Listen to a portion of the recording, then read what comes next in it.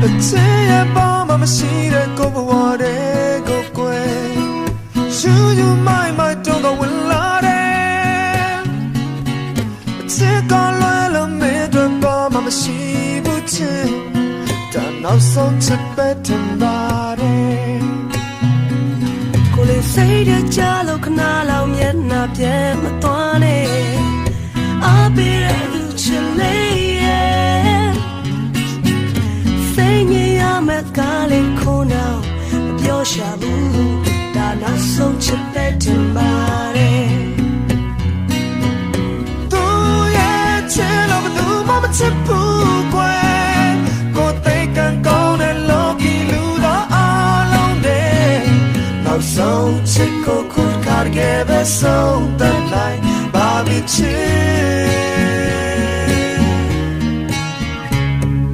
ချွေးစမ်းများတဲ့ကိုဘဝဘူလောင်လေးပဲမဲ့